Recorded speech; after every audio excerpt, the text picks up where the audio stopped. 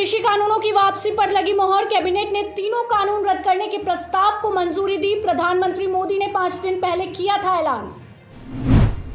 केजरीवाल ने बताया, तीर्थ यात्रा योजना के तहत अयोध्या के लिए पहली ट्रेन 3 दिसंबर को निकलेगी। राहुल गांधी ने की केंद्र सरकार से मांग, सही बताए कोरोना के आंकड़े, कोविड पीड़ितों को मिले 4 लाख का मुआवजा। उत्तराखंड चुनाव को लेकर बुधवार को कांग्रेस की पहली स्क्रीनिंग मीटिंग कमेटी की बैठक, उम्मीदवारों पर हुई चर्चा।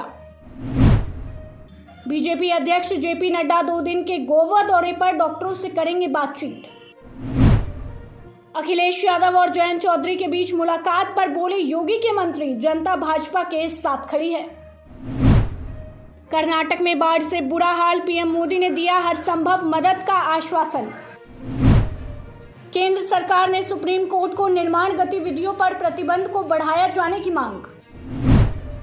अनिल देशमुख केस में महाराष्ट्र के मुख्य सचिव सीताराम कुंटे को भेजा गया ईडी का समन। संजीत हत्याकांड में पुलिस की दूसरी गिरफ्तारी, पीएफआई कार्यकर्ताओं को गया पकड़ा। कोवैक्सीन की दोनों डोज लक्षण वाले कोरोना मरीजों में 50% प्रभावी, स्टडी में दावा। तीसरे ट्रायल के नतीजों में कोरोना के खिलाफ 78% असरदार रही कोवैक्सीन। दिल्ली एनसीआर के प्रदूषण को लेकर सुप्रीम कोर्ट में सुनवाई पूरी, अब 23 नवंबर को होगी अगली सुनवाई। यूपी में 10वीं और 12वीं के बोर्ड एग्जाम होंगे चुनाव के बाद, जनवरी में होगी प्री बोर्ड परीक्षाएं। राम मंदिर निर्माण के साथ साथ रामनगरी की सुरक्षा व्यवस्था पर भी शासन प्रशासन का फोकस। श्रद्धालुओं को बेहतर सुविधा देते हुए किस तरह सुरक्षा व्यवस्था को मजबूत किया जाए, इस पर भी मंथन जारी। धनबाद में बेकाबू कार नदी में जा गिरी, महिला और बच्चों समेत 5 लोगों की हुई मौत।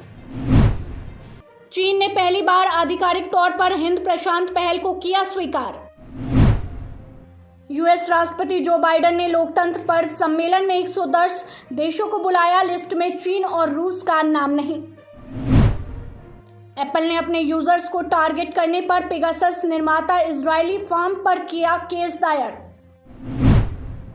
अफगानिस्तान पर तालिबान के कब्जे के बाद से 257 अफगान मीडिया संस्थान बंद हुए।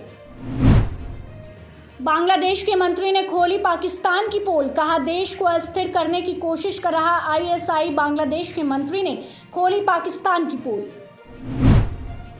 गुलाम कश्मीर में आसमान छू रही गैस की कीमतें, 2500 से अधिक में मिल रहा एक सिलेंडर। यूरोप में कोविड-19 से होने वाली मौतें 2022 की शुरुआत में 22 लाख तक पहुंच सकती हैं। भारतीय छात्रों की वापसी को लेकर चीन कर रहा विचार, फिलहाल रुख स्पष्ट नहीं। आतंकी संगठन आईएसके पर बड़ी कार्रवाई, अमेरिका ने 3 आतंकियों को किया प्रतिबंधित। नफ्ताली बेनेट बोले, ईरान को एटमी हथियार नहीं बनाने देंगे, दुनिया उससे क्या डील करती है हमें मतलब नहीं। 9% की दर से बढ़ेगी देश की अर्थव्यवस्था, कोरोना पर नियंत्रण और खर्च में तेजी है वजह। टूरिज्म को बूस्ट देगी भारत गौरव ट्रेन, 180 नई ट्रेन चलाएगा रेलवे। लीज पर ले सकेंगे प्राइवेट कंपनियां, यात्रियों को लोकल ट्रांसपोर्ट, होटल जैसी सुविधाएं। पेट्रोल डीजल सस्ता करने की कवायद, सरकार अपने इमरजेंसी रिजर्व से 50 लाख बैरल तेल रिलीज करेगी, 3 रुपए तक कम हो सकते हैं दाम। सेंसेक्स में थमी गिरावट, 198 पॉइंट बढ़त के साथ 58,684 पर बंद। पेटीएम 9%, 90% बढ़ा। गोडैडी पर साइबर अटैक, 12 लाख यूजर्स का डेटा हुआ लीक, ईमेल आईडी और फोन नंबर जैसी निजी जानकारी को खतरा। राकेश झुनझुनवाला प्रोमिटेड स्टार हेल्थ ने तय किया आईपीओ का, फाइन स्पेंड जुटाएगी 7,294 करोड़ रुपए। शुगर सेक्टर के लिए अच्छी खबर, सरकार ने अमेरिका को 303 मीट्रिक टन अतिरिक्त चीनी एक्सपोर्ट को दी मंजूरी। बैंक से कर्ज लेकर ना चुकाने वाले हो जाए सावधान, मोदी सरकार पाई वसूलने को तैयार। भारत सरकार की बैन की तैयारी, ज्यादातर क्रिप्टो करेंसी हुई क्रैश। सोना 810 रुपए हुआ सस्ता, चांदी 1,558 रुपए फिसली। कानपुर टेस्ट के लिए प्लेयर्स ने बदला अंदाज, विलियम्स ने बैट का वजन 50 ग्राम कम किया, राहुल ने नेट से बुलाकर रहाणे पुजारा को दिए टिप्स। टीम इंडिया की पॉसिबल फ्लाइंग एक्साई नई ओपनिंग जोड़ी के साथ उतर सकता है। भारत नंबर 4 पर अय्यर या सूर्या में से किसी एक को मिलेगा मौका। आईपीएल का अगला सीजन 5 महीने बाद 15वें सीजन की शुरुआत 2 अप्रैल से 10 टीमों के सभी 74 मुकाबले इंडिया में ही खेले जाएंगे। कानपुर टेस्ट से पहले इंडिया को बड़ा झटका। मांसपेशियों में खिंचाव के चलते टेस्ट सीरीज से बाहर हुए केएल राहुल, सूर्य कुमार टीम में हुए शामिल।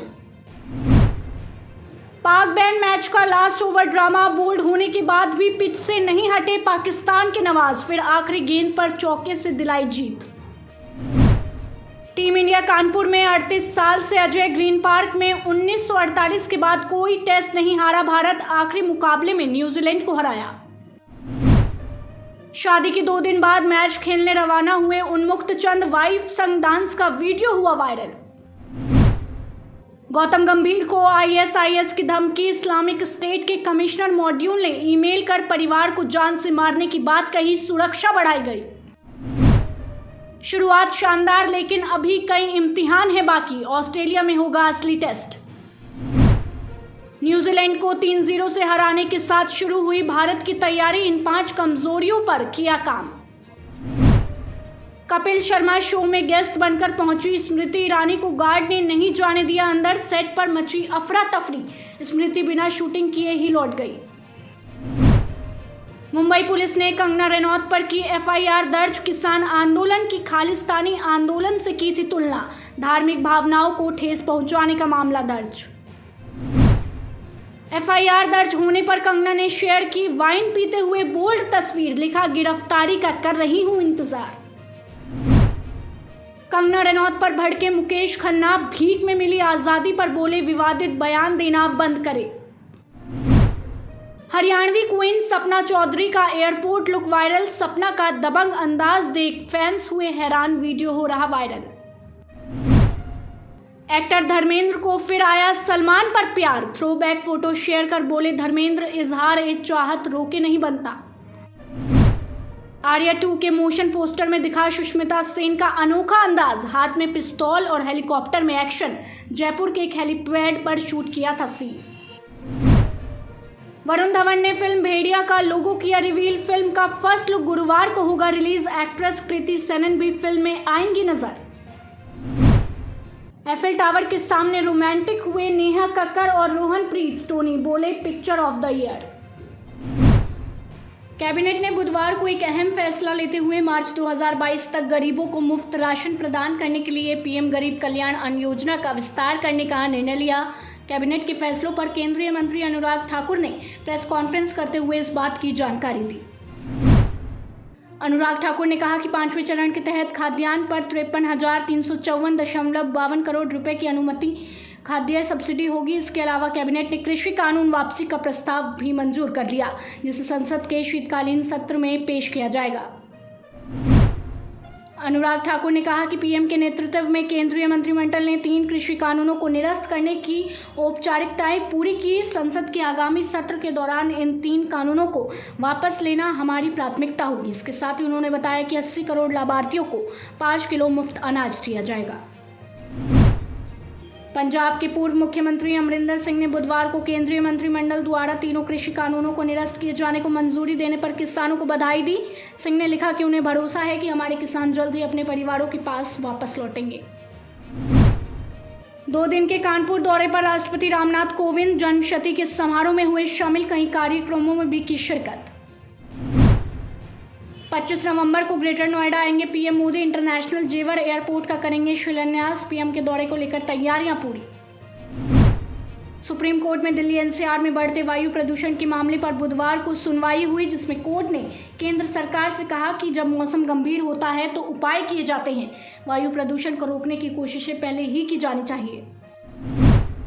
बिहार के सीएम नीतीश कुमार ने बुधवार को सीएम के रूप में अपने 15 साल पूरे कर लिए, जिसके चलते पार्टी पूरे जोरों शोरों से इसका जश्न मना रही है। इस मौके पर जेडीयू की तरफ से भव्य कार्यक्रम का आयोजन किया गया। जेडीयू की तरफ से पहली बार इतने बड़े स्तर पर कार्यक्रम किया जा रहा है। इस कार्यक्रम में पार्टी अपनी ताकत भी दिखाएगी। दरअसल पार्टी 2024 और 2025 की तैयारी कर रही है। कार्यक्रम में पार्टी एकजुटता दिखाने की कोशिश भी करेगी। पार्टी ने अलग अलग जगहों पर कार्यक्रम की जिम्मेदारी अलग अलग लोगों को सौंपी है। नीतीश कुमार के 15 साल के शासनकाल के पूरे होने पर आरजेडी नेता तेजस्वी यादव ने सरकार पर निशाना साधा। उन्होंने राज्य सरकार को हर डिपार्टमेंट में फेल तो बताया ही। तेजस्वी ने इसके अलावा नीतीश सरकार से 21 सवाल भी पूछे। उन्होंने बेरोजगारी से लेकर बिहार के कम समृद्ध स्कोर को लेकर पीएम पर निशाना साधा।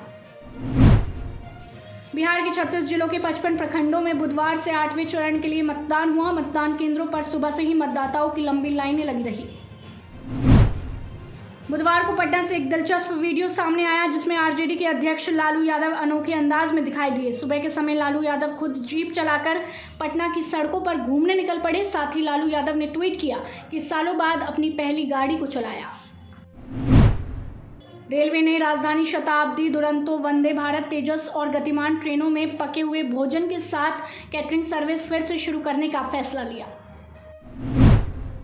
ट्रेनों में कैटरिंग सर्विस 27 दिसंबर से शुरू हो सकती है। आपको बता दें, इसको लेकर रेलवे बोर्ड ने एक सर्कुलर जारी किया जिसमें कहा गया कि जोनल रेलवे उपलब्ध कराई जाने वाली सर्विसेज के आधार पर कैटरिंग चार्ज और रेट लिस्ट वेरीफाई की जाएगी। बहराइच में बुधवार को प्रगतिशील समाजवादी पार्टी के जिला अध्यक्ष वसीम अहमद ने एक प्रेस वार्ता का आयोजन किया जिसमें उन्होंने कहा कि अभी 2 दिन पहले जनपद बहराइच में उत्तर प्रदेश के उप मुख्यमंत्री केशव प्रसाद मौर्य का आगमन हुआ, जिसमें उन्होंने खुले मंच से धान क्रय केंद्रों पर हो रही कमी की बात कही।